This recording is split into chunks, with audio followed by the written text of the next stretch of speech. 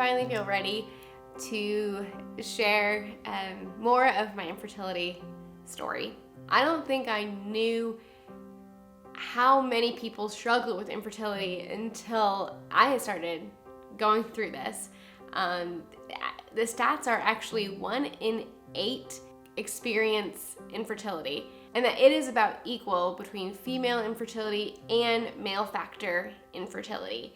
You know, there doesn't seem to be that many women talking about it, and there's even less men talking about it because there seems to be a lot of, I don't know, just like shame and stigma around it. And I mean, that's at least how I felt. So this past Infertility Awareness Week, I was sitting on the couch and I was writing out a post about infertility, and I was really quiet on the couch. I'm not usually always that quiet. So Peter looks over at me and he just sees like tears streaming down my face, and he's like, "What's going on?" And I said, "Well, I'm writing an infertility post and just kind of sharing more of our story."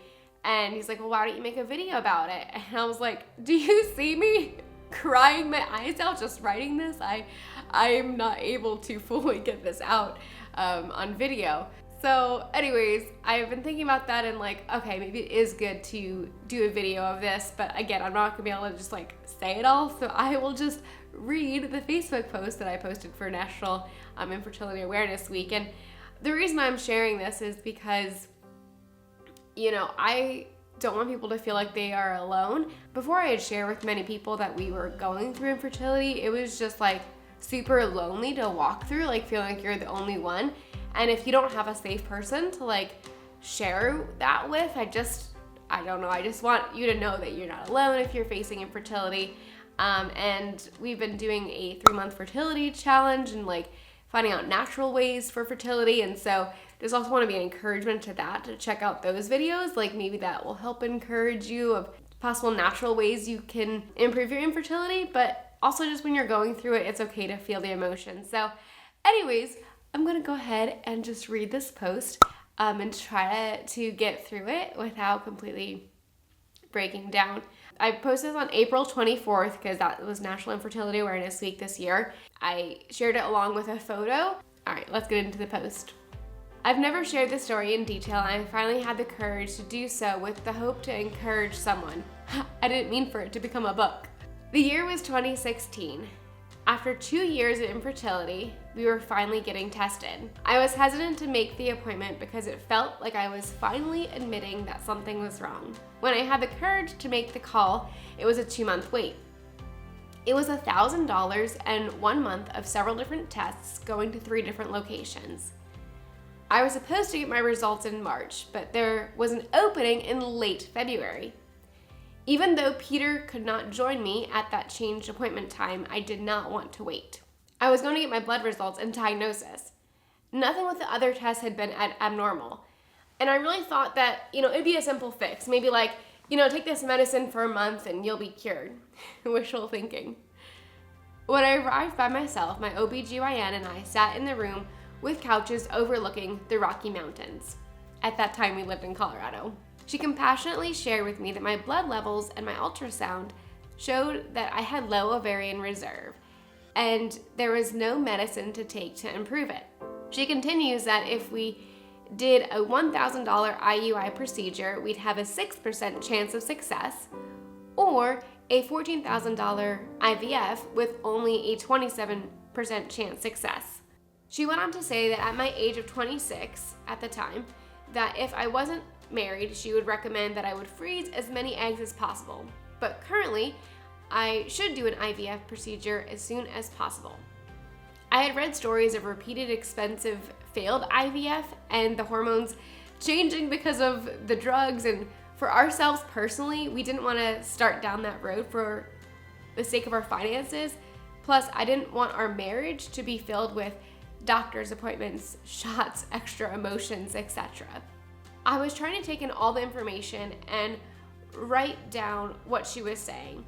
I wish I could have thought of other questions like, well, what can I do naturally?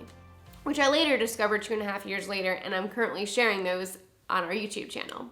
I really wish that Peter was there because he would have been able to think clearer than I was. I was just stunned. How? I asked, through tears in my eyes, trying to hold them back.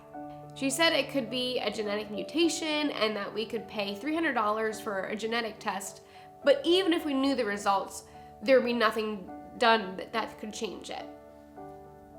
At first, we did schedule that test because we just wanted answers, but later we canceled it because the results wouldn't be able to change anything. She was very calm and factual, and after a few more questions, the tears came, and when I cry after trying to hold them back, then I hyperventilate. You may have seen that in our Prague video. I told her that I was sorry as snot and tears mingled down my face, and she said that actually I was reacting better than she would have expected. Eventually it was time to leave. I didn't want to call anyone yet because I knew that I would lose it and I had to be able to drive myself home. I didn't allow myself much time in the car before I was making the 15-minute drive home. I was trying to process everything that had just happened. My dream to become a mother was gone in my timing. As I pulled onto Powers Road in Colorado Springs, the first song that came on the radio was Lauren Daigle's Trust in You. I had heard the song many times before, but had never really listened to the lyrics. You want to know how it begins? Letting go of every single dream, I lay each one down at your feet. And then it goes on, talking about God. When you don't move the mountains, God, I'm needing you to move. When you don't part the waters, I wish I could walk through. When you don't give the answers as I cry out to you, I will trust, I will trust, I will trust in you. That right there was God. God speaking to my heart in the moment through this song. Oh man, I lost it. I don't even know how I made it home. My vision was so blocked with tears as I literally cried out to God, I don't get it. I had a yelling match with God. I can't remember everything that I yelled at the top of my lungs, but when I pulled into our apartment parking lot, I had a really strange, numb peace. I fumbled my way to the door and still didn't want to call anyone. I just needed time with God first. And my dear friend Elizabeth knew that I had that appointment, and she had emailed me verses of Bible scripture. I knew the email came in that morning, but I opened it once I got home and I poured over them, my heart breaking again.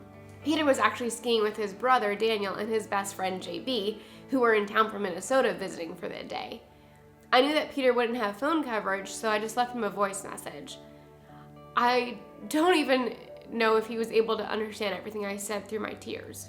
Then I called my mom and we just cried together for a bit.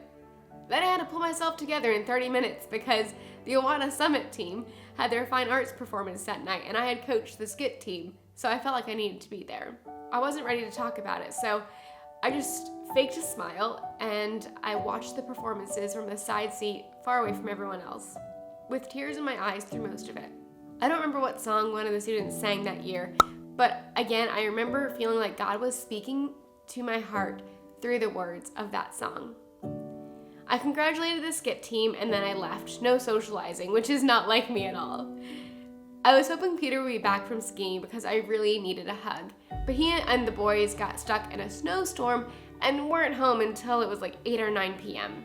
I wasn't ready to tell my brother-in-law or friend JB what I found out, and they didn't know that I had that appointment. So again, I faked a smile and I asked him how their day was. Just last year when I told Daniel what was going on, he said that him and JB did find it a little odd that I hadn't offered to play a game, since I know how much I love games. Peter came in our room and he held me while I tried to stifle the tears as my whole body shook.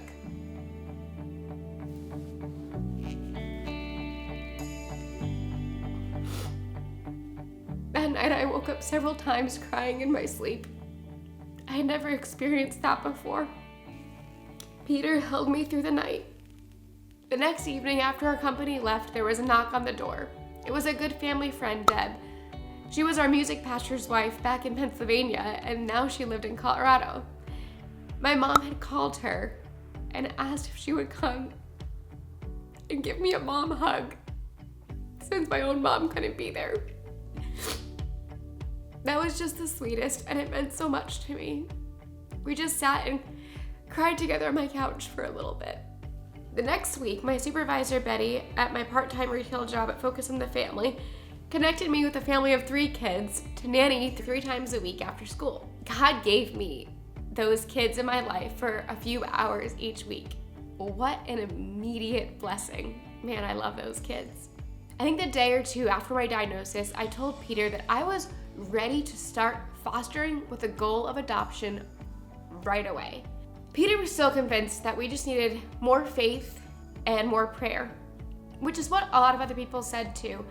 But that just felt like a slap in the face to me because I didn't know how I could pray for it and believe it could happen anymore. Peter suggested waiting a year before we pursue adoption. And I didn't want to push the issue, so I thought, okay, fine, we'll give it a year.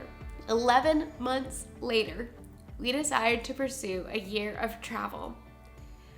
Our friend Estelle in our small group had been praying that God would give us a new adventure. And that world trip was definitely the biggest adventure that we've done yet. It gave me a new focus instead of grief or disappointment month after month, and we got to see God at work around the world, and we met amazing people.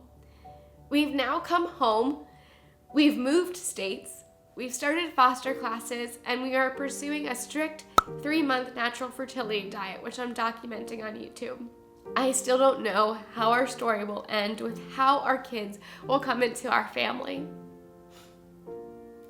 but I wouldn't change a thing.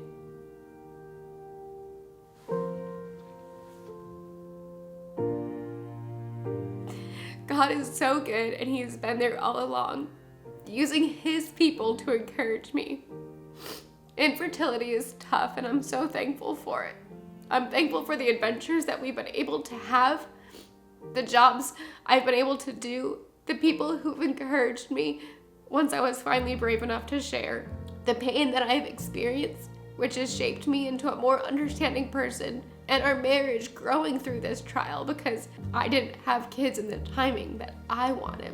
Do not be anxious about anything, but in everything by prayer and supplication with thanksgiving, let your requests be made known to God. And the peace of God, which surpasses all understanding, will guard your hearts and your minds in Christ Jesus. That's found in Philippians 4:6-7. There are many more people that encouraged me throughout this journey.